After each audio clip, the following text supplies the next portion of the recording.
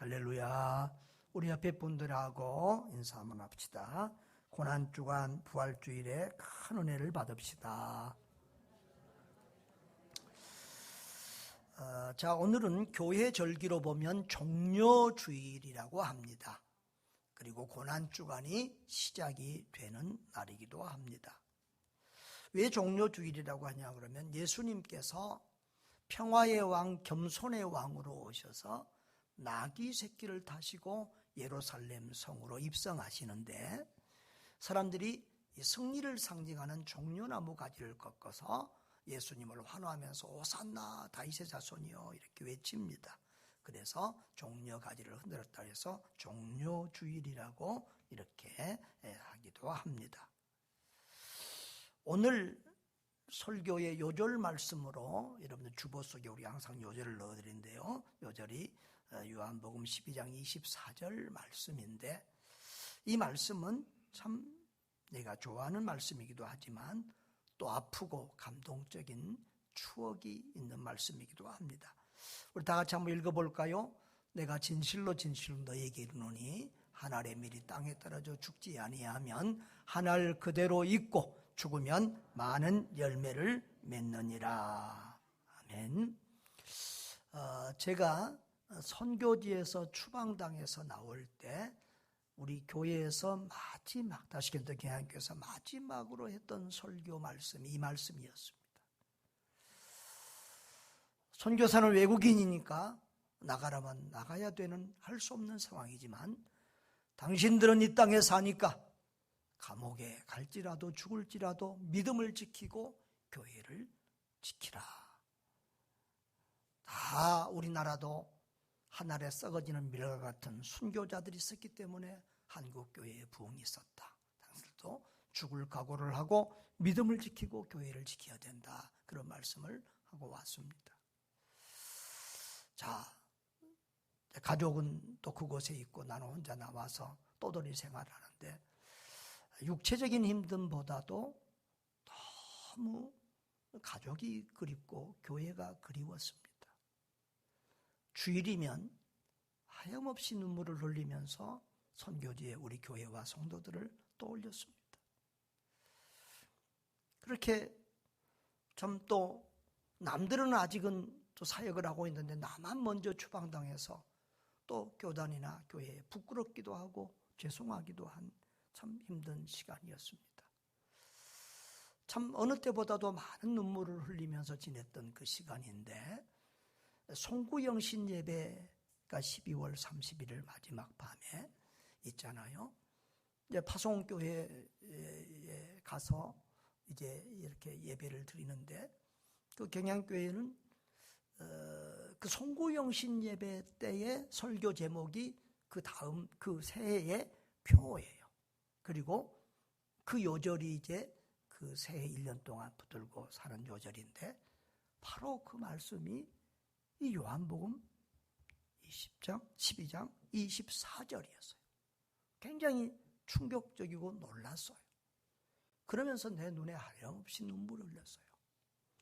나는 혼자 힘든 시간을 보내고 있고 아무도 나를 몰라주고 나만 혼자 외롭고 슬픈 줄 알았는데 하나님이 나의 사정을 아시고 나를 보시고 내 마음을 알고 계시고 나와 함께하고 있다고 하는 것을 말씀해 주신 것 같았어요. 그래서 그 밤에 큰 위로를 받고 하염없이 눈물을 흘렸던 그런 기억이 있습니다. 지금도 내 일생에 이 말씀처럼 살고 싶어서 또 자주 묵상하고 기억하는 그런 말씀이기도 합니다. 여러분, 인류 역사에서 가장 큰 사건은 어떤 사건일까요? 그것은 예수님께서 인간의 몸을 입고 하나님이신 우리 주님께서 인간의 몸을 입고 이 땅에 오신 사건입니다.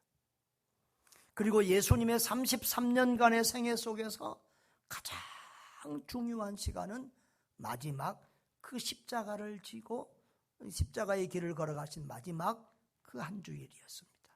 그 주간을 우리는 고난주간이라고 하고 교회는 가장 가장 특별하게 이 한 주간을 지킵니다. 어떤 교회들은 또 가톨릭 같은 데는 40일 동안을 사순절이라고 지키기도 합니다. 하여튼 이 고난주간 한 주간은 금식도 하고 또 특별한 더 기도하는 그런 시간을 가지면서 경건히 지내며 또 특별한 기도회나 집회를 하기도 합니다.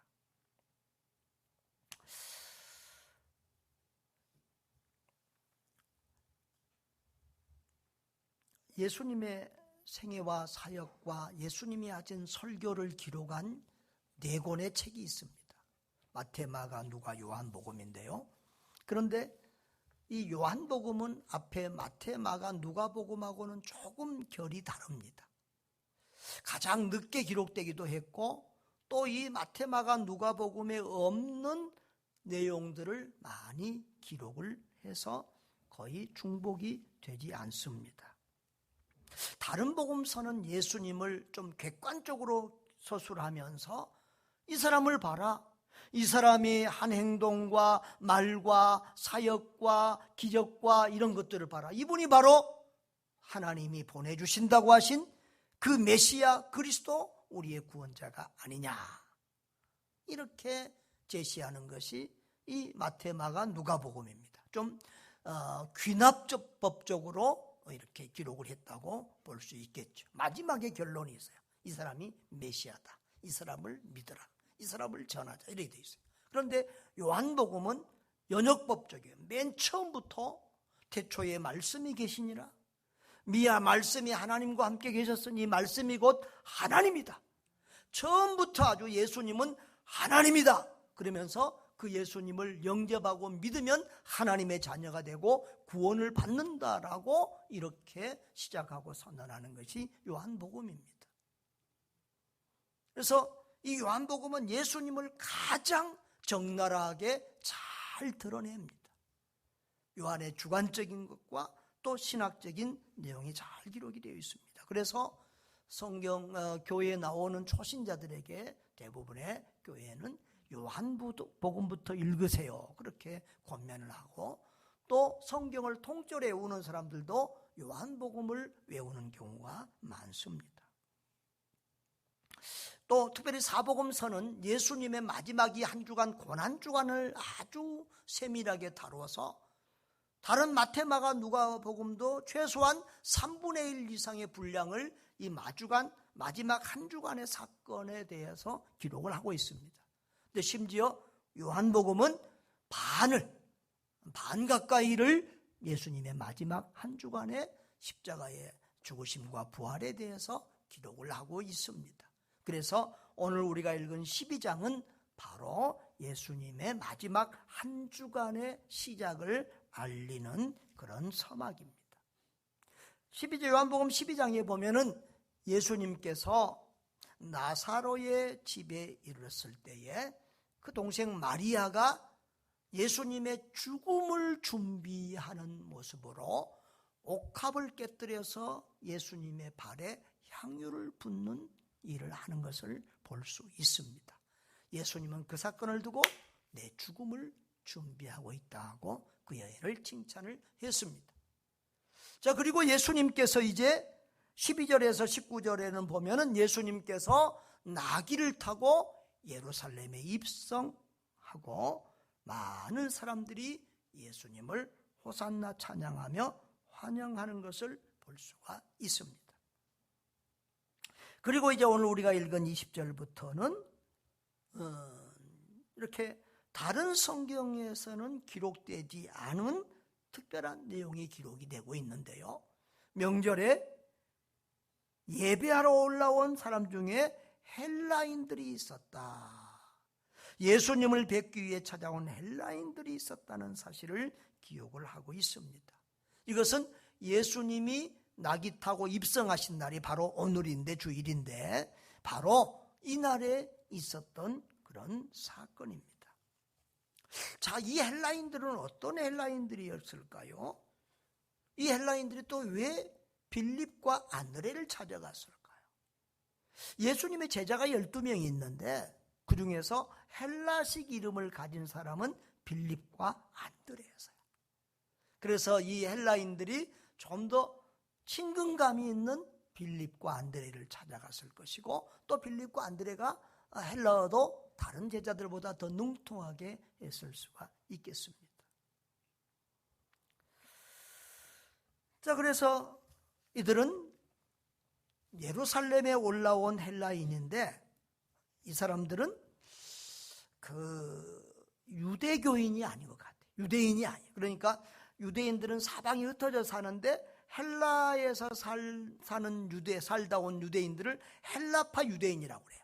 근데 이들은 헬라파 유대인이 아니라 완전히 헬라인, 이방인이에요.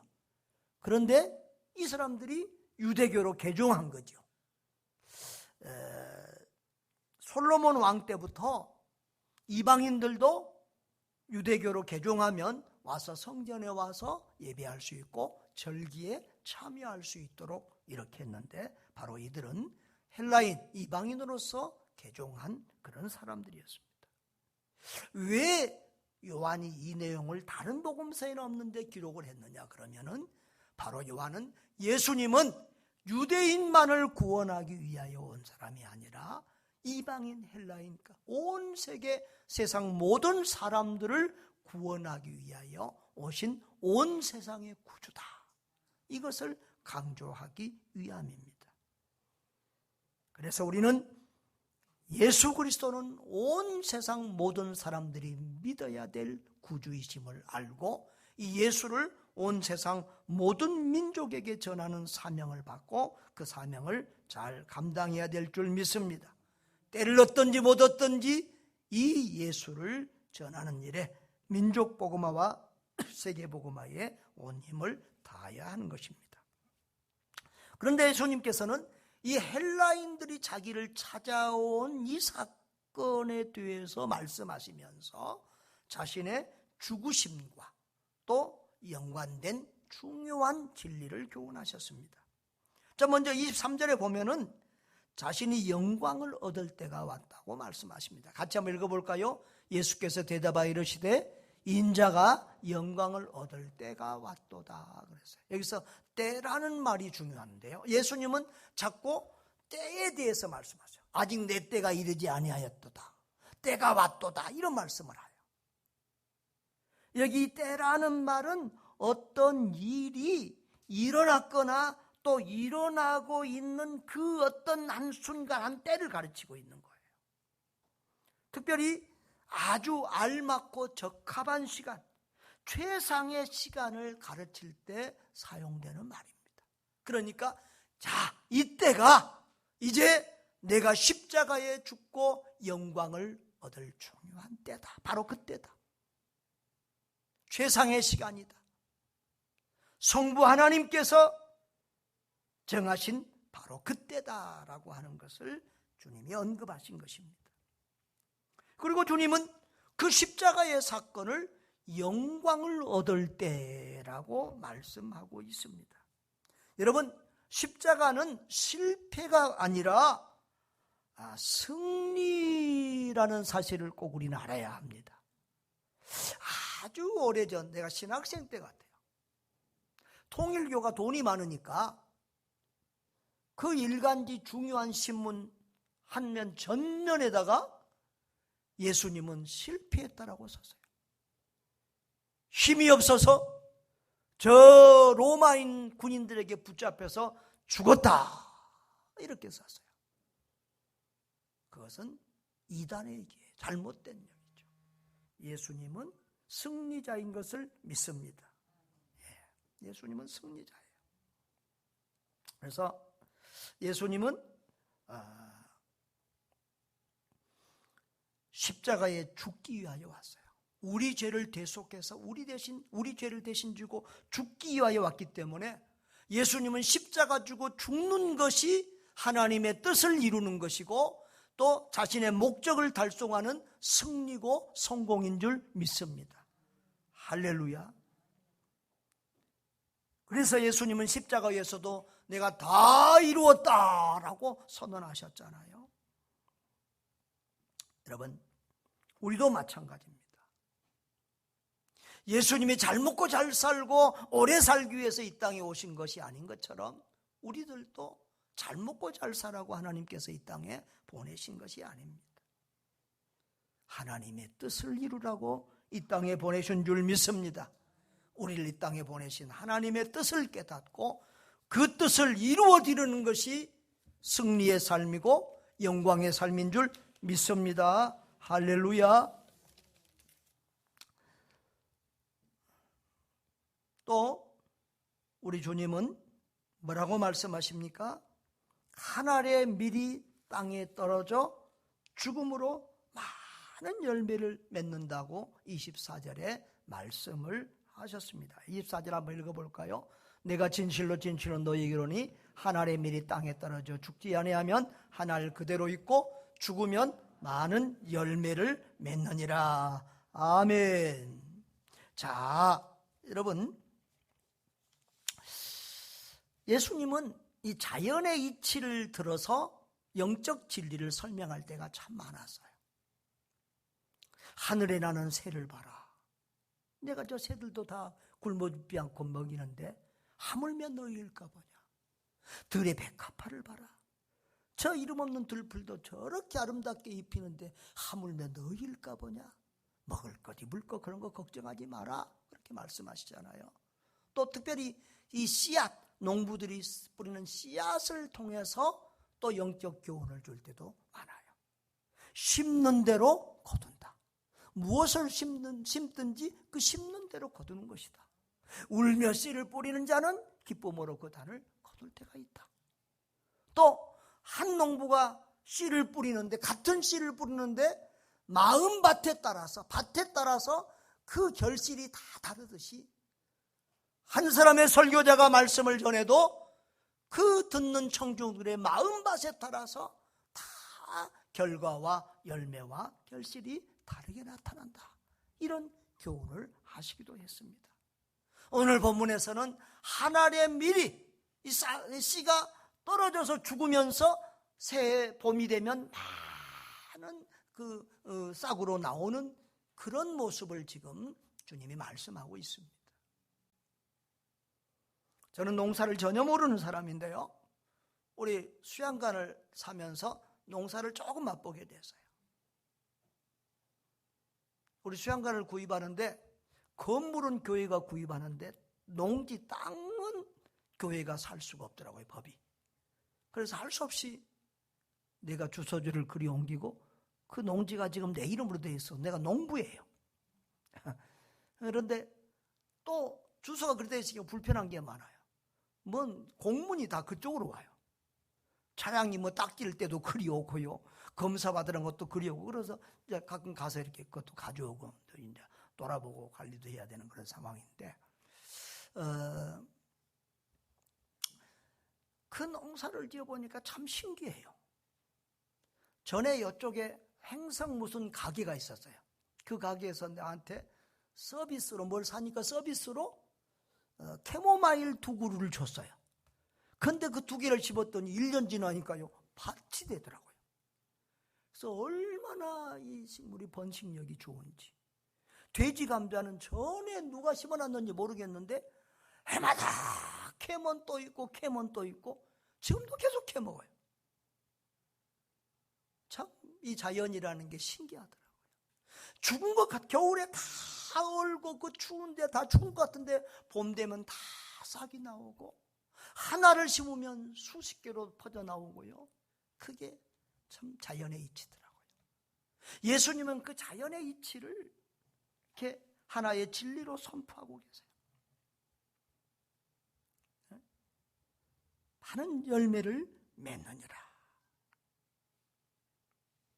그런데 자연계만 아니라 인간계도 그렇다는 거예요.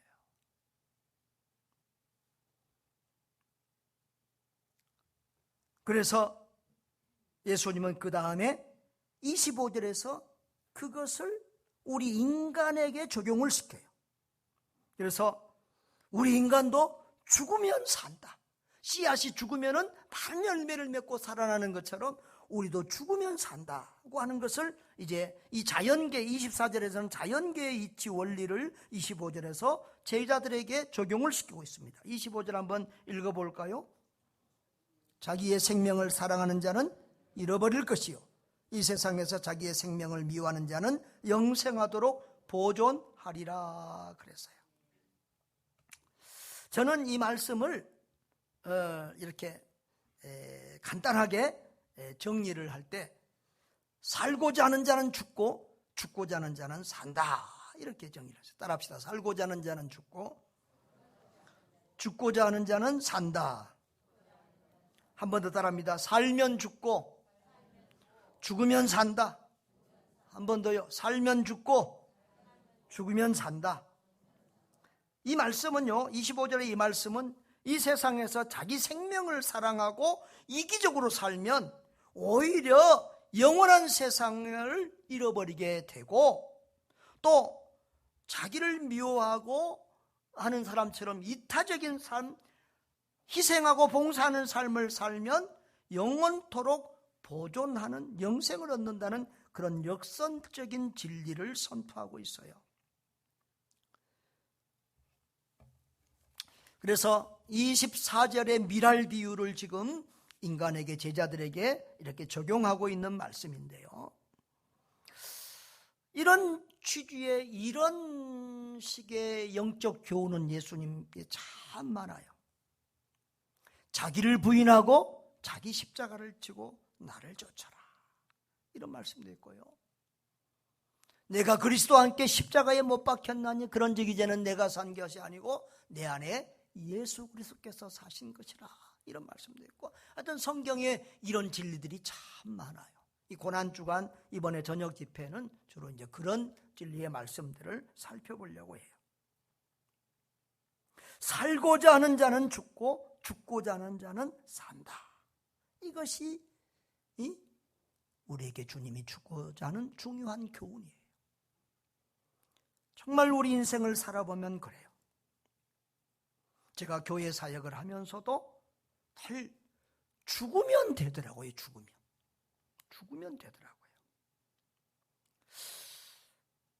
어떤 목사님들이나 선교사님들이 와서 이렇게 사역에 대해서 이렇게 얘기하고 너무 힘들어서 못하겠다 그러고, 또 실제로 중간에 포기하고 사표를 내는 분들도 있고 그래요.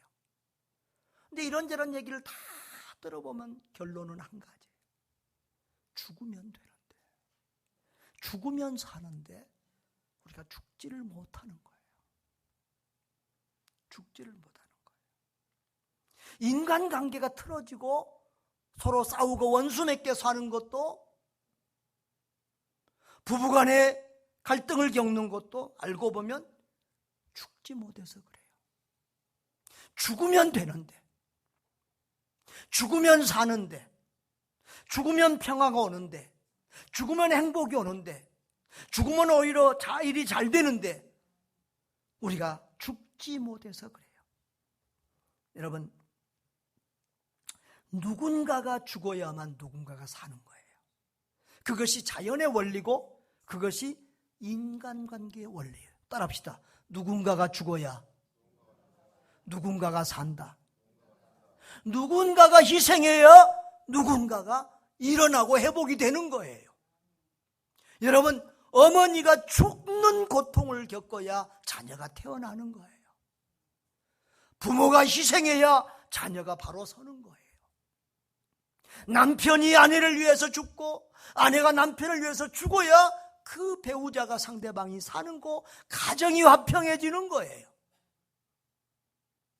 목사가 죽어야 교회가 살고. 여러분, 우리 모든 삶에서 우리가 누군가를 위해서 죽고 희생할 때 상대방이 살아나는 거예요.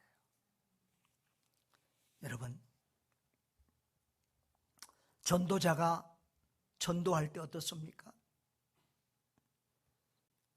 정말 그 사람한테 빚진 것도 없는데 가서 아쉬운 소리하고 시간 들이고 돈 들이고 자존심 구겨가면서 그렇게 고생을 해요.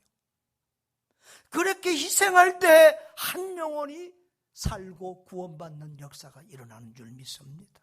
누군가가 희생하고 누군가가 울고 누군가가 기도하고 누군가가 죽어줘야만 누군가가 살아나는 것이 자연의 이치고 영적인 원리인 줄 믿습니다. 그러면 누가 죽습니까? 성숙한 자가 죽는 거예요.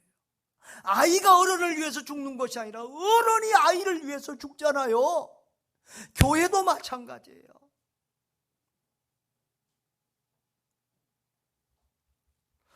우리 목사님들이 목회가 힘든 건 그렇더라고요. 목사는 안 죽고 교인들만 자꾸 죽이려고 하니까 요즘 교인들이 얼마나 영악한데요. 목사가 안 죽고 누구만 죽어라 그러면 절대 안 죽어요. 목사가 먼저 희생하고 죽어야만 교인들이 죽을 신용이라도 하지요. 절대 속지 않아요.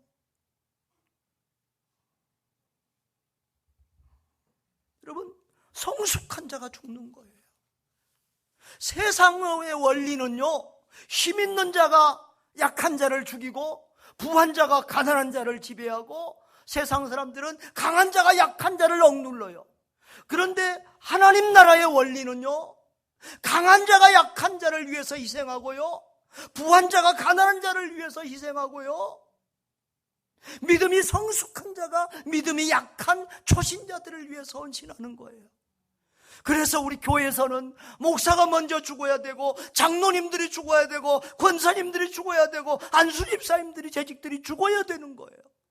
그러면서 초신자들, 세신자들을 낮은 자리에서 섬기고 봉사하고 희생해야 되는 거예요. 아멘. 이것이 주님이 말하신 영적인 원리예요.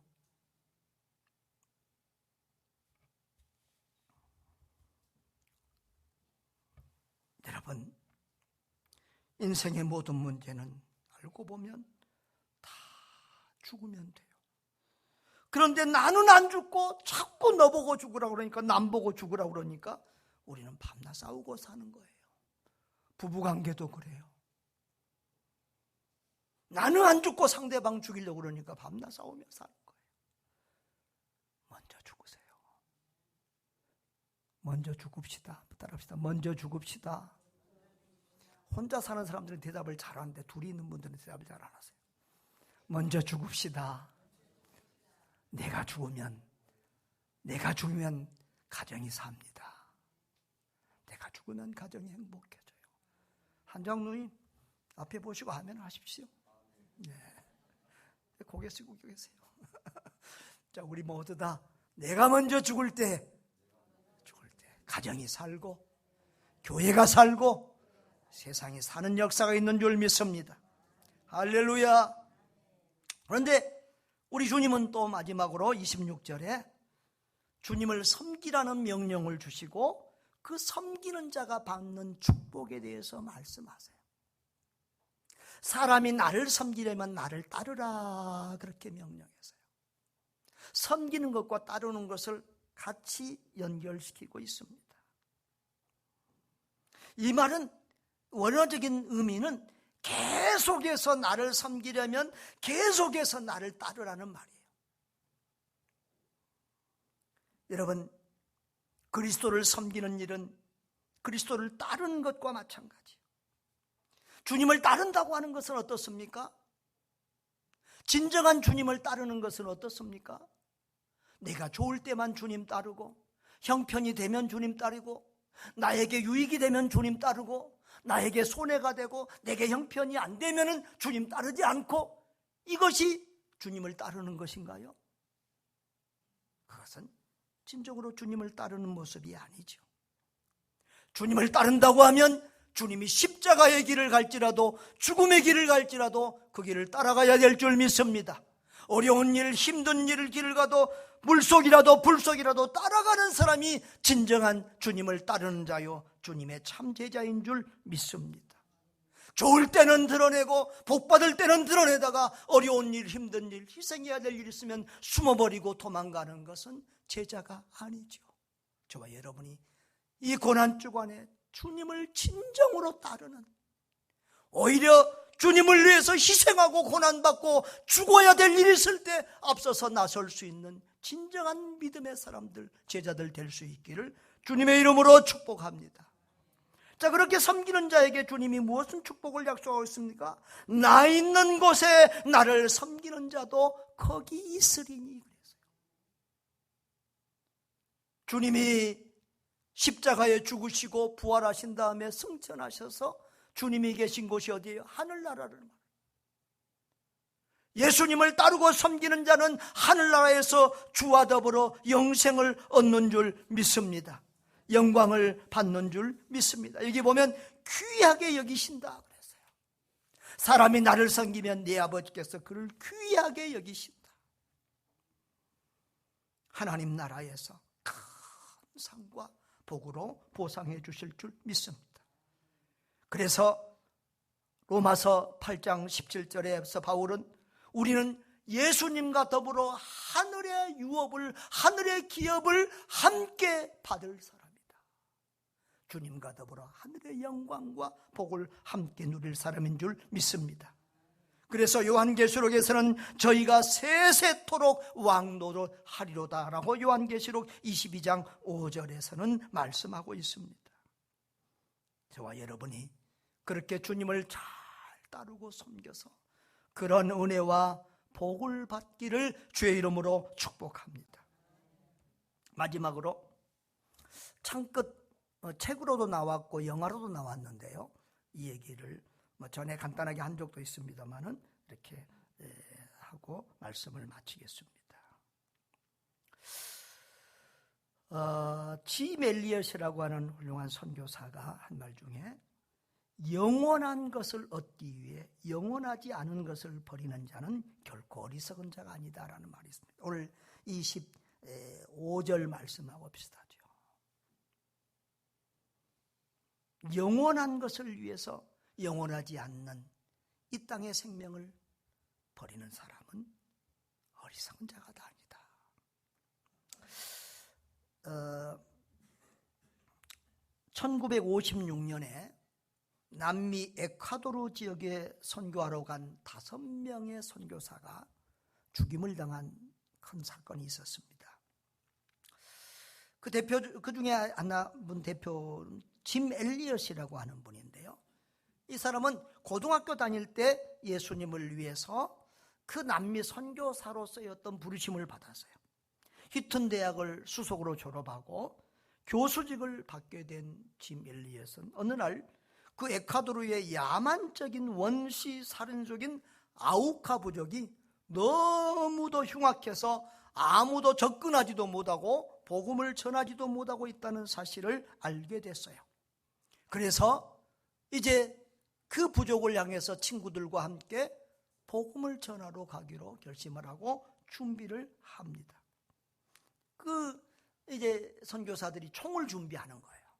그러니까 총을 닦고 준비하는 그 아버지의 모습을 보고 아들이 물어봐요. 아빠, 그 아우카 부족 원주민들이 아빠를 공격하면 아빠는 방어하기 위해서 총을 쏘실 거지요?